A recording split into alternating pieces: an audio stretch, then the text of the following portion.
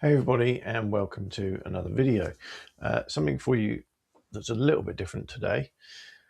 I wanted to talk about mixing formats. I've been experimenting with an old lens recently.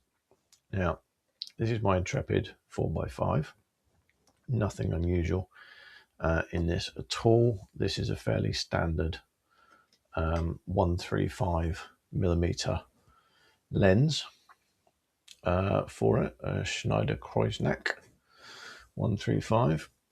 But recently I was experimenting with this lens. So this was on a folding camera, a 6x9 medium format camera. So we're mixing medium format with large format.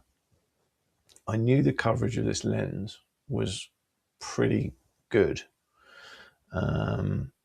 It threw out quite a wide image. I've just done that by literally, the classic, have a window and then hold this with the lens open. Hold it. Oops. It's on. There we go. So set it on time or use a bulb shutter with a closure. So you have it open, and then you have the lights off in the room, obviously, and you use your window and you project onto the wall or a white surface. You can stand very close to the window and have like a sheet of paper, and you'll get an idea of how far it will project an image. So I knew it was pretty good. Now, to anyone worried about the medium format camera, this came off of the bellows on the Ensign that it was on were absolutely shot to bits. So this is a 105mm lens, which comes out as sort of equivalent, if we're talking in full frame terms, of around about 32mm. So it was a very, very cheap way of getting a wide angle lens. So you'll see in front of me, or you'll see on the screen, one of the pictures that I took with this. And I've just literally opened it up into Affinity, and I've made a couple of adjustments and just turned those off. So you can see, what you can see there is the raw scan. Now this was FP4. It's still a TIFF at this point. So this was FP4 plus, developed 1:100 in Rodinal. Now, so we just got the background, we just got the raw scan showing at the moment. What I've done, if I just turn on the curves adjustment, I've just made it a little bit more punchy. So I just basically fiddled with the contrast levels, and then I've just added a bit of sharpening as well, which might be too much. But if we look at the pots here, the big china pots, this is not my house. I hasten to add.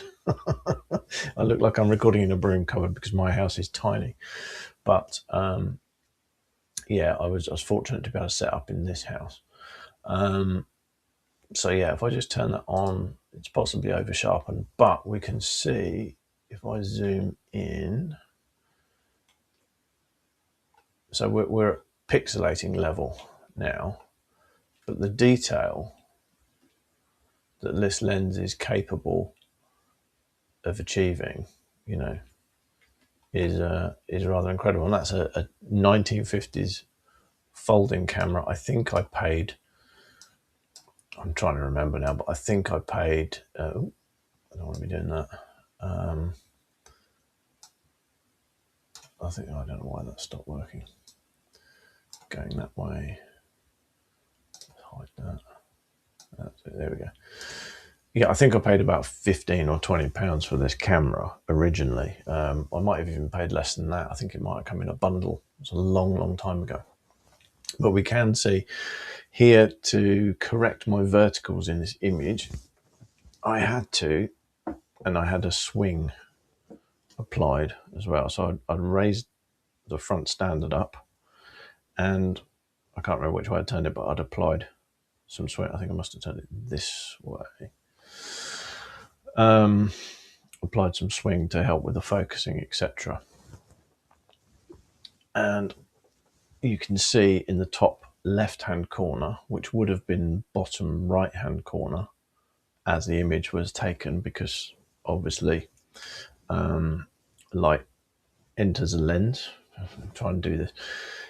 As light enters, it comes in and it passes through and it goes straight out. So anything that comes in at the top, so the top of what you're looking at will end up, top left will end up bottom right, which is why when you look on a ground glass of one of these cameras, everything's upside down and backwards. But I've obviously got I've clipped the edge of the image circle there.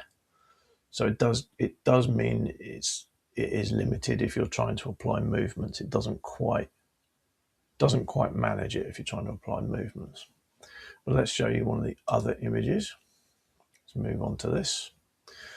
So the piano room, again, let's just add in the curves adjustment I made, and let's just bring in a tiny bit of sharpening.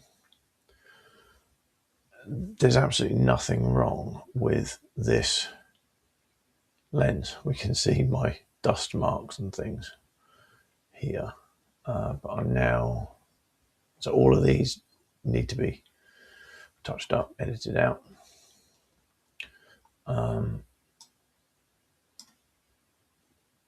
But I mean, that's pretty good. We're at 256%.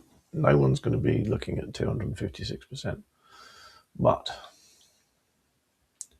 it's a pretty good level of detail this image, this lens will create. And then just for fun, a last image. This was a 3-hour nighttime shot. Oh, this is, hang on, let's do this. There we go. That's as the image was developed. So it looks quite sort of foggy and stuff. The lens was actually quite badly misted up when I got it. But being the nature of it being what it is, it's actually very, very easy to take these lenses apart. You can literally unscrew this front element. You unscrew this peg, limiting peg there on the focus. Of course, when you're using large format, you don't use this focus, you just leave it in one place. I leave it set on infinity actually. But you can literally unscrew that, take that front element out, give it a good clean. Do the same with the back. I don't know how tight that is at the minute, but it's got a knurled edge to it. It's actually very tight. And you can use a block of rubber or something just to grip that and twist it, and then you can clean the rear element. So it's really, really simple photography. And at that price, you've got nothing much to lose, have you? So this was, as I say, this was about a 2 to 3 hour exposure outside. Again, I had to raise it up because there's a section of wall at the bottom. If I just do a little bit of sharpening and do that, make it a bit easier for you guys to see it actually. So there's a wall here at the bottom, and there was a street light behind the image. Now, of course, this is going to all look weird to you, but behind the camera, there was a street light, which obviously wasn't shining into this garden, but it was sort of casting some light forward or backwards onto the house. And this wall that's below was incredibly bright because it was the closest thing to that light source. So I didn't want to include that. So again, I raised the camera up and I got some vignetting at the edge. Because again, raising the camera up, the image is upside down and backwards. So I moved the image circle up, which meant that as the camera saw it, the top corners were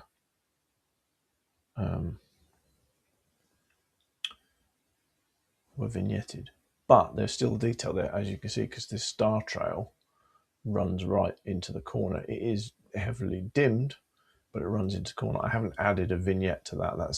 That's a naturally occurring vignette because of the movement I'd placed on the camera. Even though I was pointing up, I still needed to, I wanted to get more sky and more stars.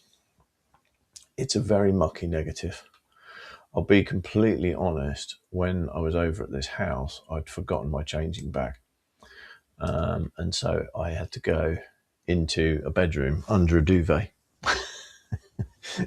and all of the lights off, all the curtains closed, etc., under the duvet, working about, trying to get in the tank. So it's not surprising that there's more muck on these, but easy enough to clean up, certainly digitally. I mean, unfortunately, from a print point of view, some of that dust is probably stuck in the emulsion. Well, an amount of it will be. I can never remember which way around it is, but I think black, one way around, black means it's trapped in the emulsion, I think, and white means it's at the time of scanning. I think it might be the other way around, but you get the idea. This lens, this little lens, is great. Brilliant for black and white. It's uncoated, so contrast is an issue. But as you've seen, you can add contrast. I mean, that's 3 hours at night as it sits there. That's 3 hours. So if you've got one of these and you've got a tired old, slightly broken, or can find a slightly broken 105mm, which is standard for a 6x9 is 105, then you've got yourself potentially a very nice little lens and shutter system for some fun, quirky photos. So there we go.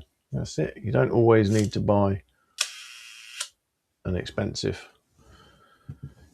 lens. You can get away with a much cheaper lens. So hope that is of interest, and hopefully that'll spark some ideas in yourself. One thing I would say, the medium format lenses, obviously they've got a shutter in. If you were to go for something like, this is actually 100. This is an enlarged lens. It's 150mm. Beautiful lens. Another. If I hold that there, hopefully it will focus on it. Beautiful Schneider lens. Absolutely gorgeous thing. But that's for enlarging 4x5. But that you would need a separate shutter mechanism. So you'd probably need to use a speed graphic or something. But doing things cheaply, if you want large format cheap, the Intrepid cameras are cheap, and the medium format, old medium formats, folding medium formats, in a poor condition, if the shutter works, you've got yourself, with limitations, you have got yourself a neat little cheap package, and you've got quite a wide angle lens. Because if you buy a 90mm, which I think is equivalent to a 28mm,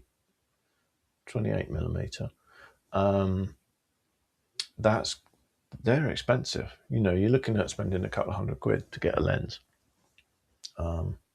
So 200 quid for a lens versus 25 quid. If you're at the point of just giving it a go, just give it a go. Take something apart.